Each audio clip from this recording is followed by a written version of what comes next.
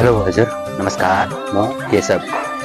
सबैजनामा प्यारो सम्झना र मिठो माया। आज मेरो जन्मदिन परेकोले अनि मेरी आमाले यो दुनिया पुरा संसार देखाएको दिन, आजको दिनमा मेरी आमाले मलाई जन्म दिएको दिन। अनि मेरा बुवा र आमालाई मिठो सम्झना र प्यारो माया। और मेरी आमा यो संसारमा हुनुहुन्न, अनि आजको दिनलाई मेरी आमालाई भन्छु कि स्वर्गैबाट भए पनि मलाई आजको दिनको आशीर्वाद दिनु। आमा, तिमीले यो दुनिया देखाएको हो आमा मलाई।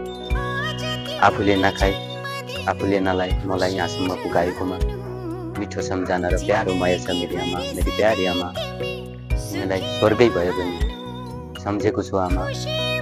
मेरो कर्म यस्तै रहेछ, तिमीसित बस्न पाएन, हिँड्न पाएन, खेल्न पाएन, खान पाएन। अर्को जुनीमा तिम्रै छोरा भएर जन्म नपाऊँ आमा। यो संसार तिम्रै कोखबाट जन्मेर देख्न पाऊँ।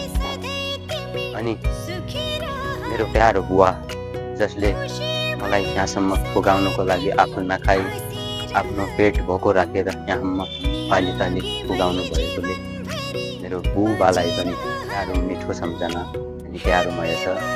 दुवैजनालाई आजको दिनलाई मलाई आमाले स्वर्गबाट आशीर्वाद दिनु, बुवाले घरबाट आशीर्वाद दिनु। म परदेशबाट प्यारो आमा बुवाको छोरा म केशव।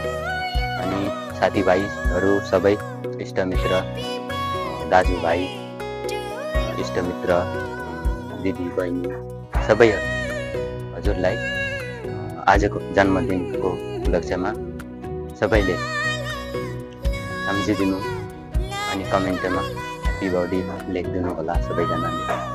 अनि मेरो बर्थडे विस गरिदिनु सबैजनामा। नमस्कार, म केशव।